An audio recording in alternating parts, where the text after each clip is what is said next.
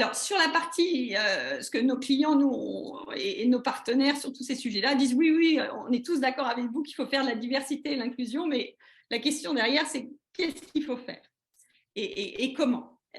Et donc, moi, ce qui m'intéressait aussi, c'était que vous partagiez. Moi, j'avais été vraiment agréablement surprise et assez subjuguée par les actions qui avaient été mises en place au sein des SAP, notamment le programme Autism at Work, que j'ai trouvé très intéressant, et celui des décodeuses. Est-ce que vous pourriez partager ça avec nos auditeurs? Bien sûr. Alors effectivement, au sein des SAP, on a mis un programme qui est dédié à la neurodiversité, plus spécifiquement un programme en faveur de l'embauche des personnes qui sont atteintes du trouble du spectre autistique. Et c'est un programme qui a été mis en place il y a une dizaine d'années maintenant, il y a 5 ans en France maintenant. Et les raisons de la mise en place de ce programme partaient d'un constat qu'environ 85% des personnes atteintes du trouble du spectre de l'autisme n'avaient pas d'emploi ou étaient sous-employées, alors même que 60% d'entre elles ont des capacités cognitives qui sont supérieures à la moyenne. Et donc, l'objectif de notre programme Autism at Work, c'était vraiment, de donner une chance aux personnes autistes en réduisant les barrières à l'entrée sur le marché du travail, afin qu'elles puissent se réaliser et qu'elles nous apportent aussi des compétences uniques. Alors, à l'heure où je vous parle, on accueille un peu plus de 200 personnes neurodivergentes au sein du groupe. Donc ça, dans une quinzaine de pays, au sein de 140 équipes et dans des rôles très différents. Donc, contrairement aux idées reçues, nous n'employons pas uniquement des personnes autistes avec un profil technique comme le traitement de la data, mais on en a dans des fonctions telles que la finance, les RH, le métier des ventes, etc. Et ce qu'on constate, c'est vraiment que ça apporte à tout le monde. C'est-à-dire que d'une part, les équipes qui ont des personnes neurodivergentes remontent plus de demandes de brevets, innovent plus. Ouais. En matière de management, on voit aussi des compétences accrues, émerger, mais en tout cas renforcées, que ce soit sur l'empathie, la capacité d'écoute, la bienveillance, l'adaptation, la structuration de l'activité aussi, puisqu'on sait que parfois, selon les profils, il y a besoin d'être plus structuré que ce qu'on fait en temps normal, mais finalement, ça bénéficie à tout le monde. Donc vraiment, et puis c'est une façon de penser, du coup, c'est ce qu'on disait préalablement, qui est diverse, une manière de communiquer, de processer l'information qui est différente et du coup, finalement, ça bénéficie à la fois à nos clients, mais aussi à l'ensemble de nos équipes. Et vos équipes sont formées pour accueillir ces Alors, personnes? exactement. Ça, c'est important. Alors on sensibilise l'ensemble de nos salariés à la neurodiversité régulièrement, alors que ce soit sur l'autisme, mais sur d'autres sujets aussi. Quand on accueille un salarié autiste dans une équipe, on forme le manager, on forme l'équipe, il a un body, un tuteur et il est accompagné aussi par une association qui s'appelle Asper Team, qui le coach et qui le suit de près avec notamment une montre connectée qui permet de détecter les pics de stress et de le mettre tout de suite en relation et de lui donner des ressources pour répondre à ce stress et gérer les choses plus facilement. Donc oui, on a un accompagnement assez renforcé pour que l'intégration et le parcours se passent bien. On a également adapté nos manières de recruter. Parce qu'on se rend compte que la manière de recruter classique, avec un entretien, je dirais classique, peut mettre les personnes en situation de stress et donc d'échec, alors même qu'elles ont toutes les qualités pour faire le job requis. Et donc, on a adapté nos méthodes de recrutement. Donc, nos recruteurs sont aussi formés.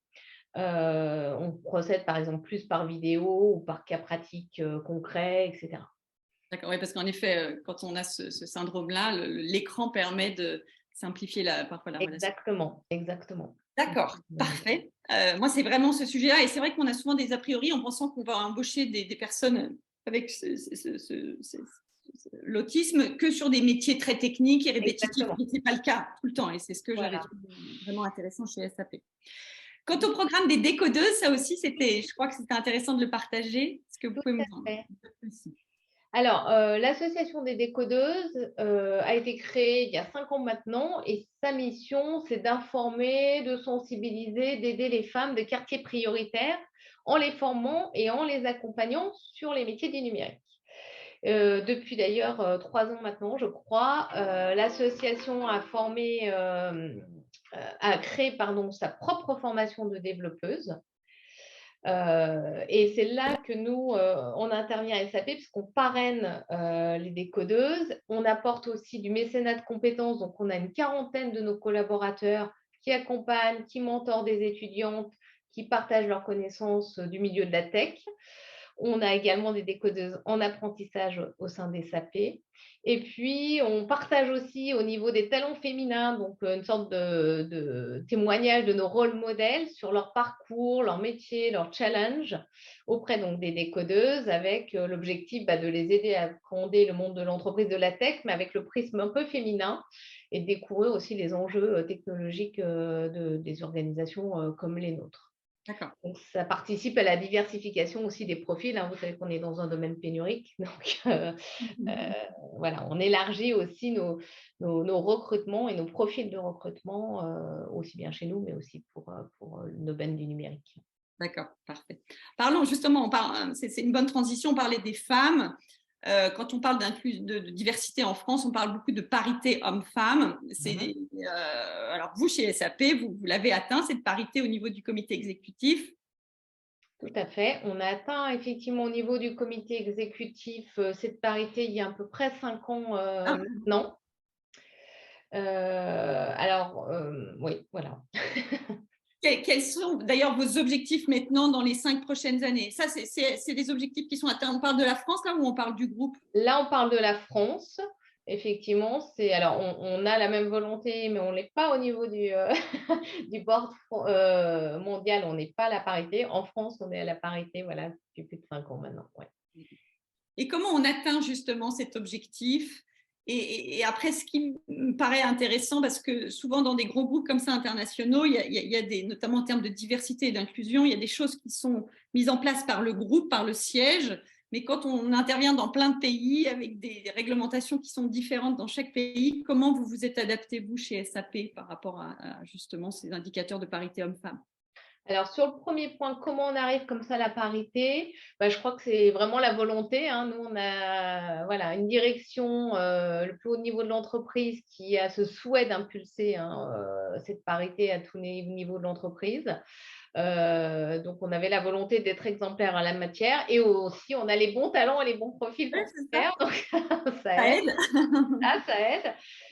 Ensuite, on a des objectifs effectivement au niveau mondial, mais qu'on reflète au niveau local, d'atteindre la parité homme-femme d'ici 2030. Et d'avoir 30% de femmes à des postes de direction d'ici, là, c'était fin 2022. Donc, où est-ce qu'on en est de ces objectifs-là? Donc, fin 2022, on a atteint 35% de femmes dans nos effectifs au niveau mondial, un tout petit peu moins en France, mais on en est proche.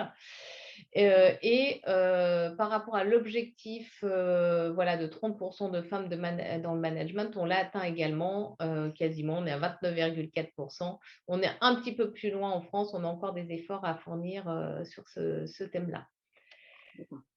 Quant à ma question sur la partie justement sur ce que fait le groupe, est-ce que vous faites en France? J'imagine que vous avez une certaine liberté d'action par rapport aux actions que vous menez.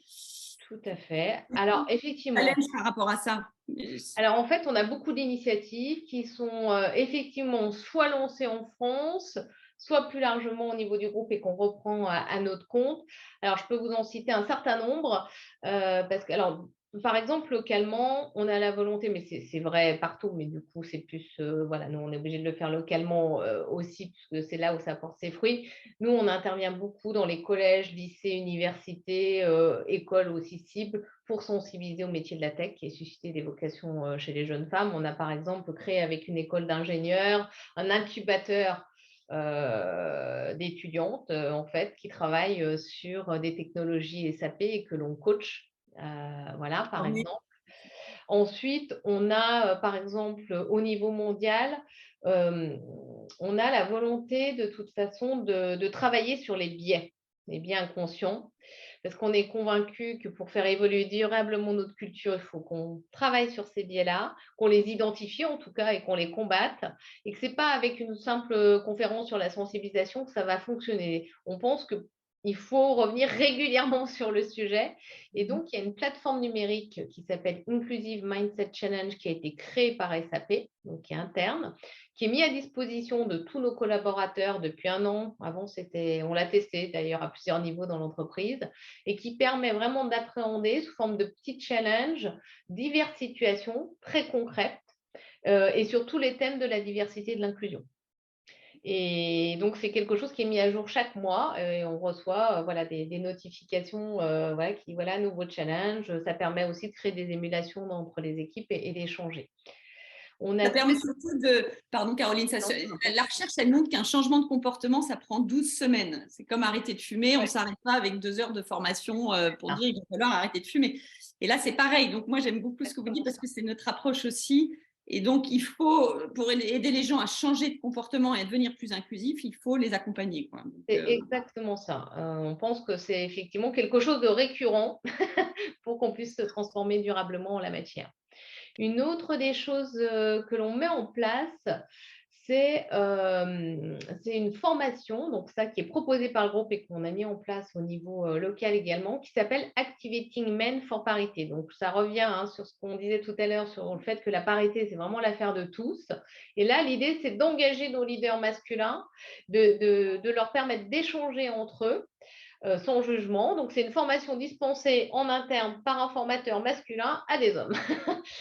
Et l'idée, voilà, c'est vraiment d'apprendre pourquoi et comment les hommes managers peuvent être de meilleurs leaders en étant plus inclusifs, comment utiliser un vocabulaire, un langage inclusif sans biais, devenir un allié actif de la mixité, etc. Et ça marche plutôt bien. Après, parmi les autres actions, alors on en a beaucoup, donc je ne vais peut-être pas toutes les citer, mais on a aussi au niveau du recrutement une action, puisque évidemment pour atteindre notre parité, il faut qu'on recrute des candidates et des talents féminins. Et donc, on a revisité également nos techniques de recrutement et de promotion. Alors, par exemple, on s'assure de la neutralité de la rédaction de nos annonces. On a des logiciels pour ça d'ailleurs. On a limité également le nombre de compétences clés que l'on indique parce qu'on sait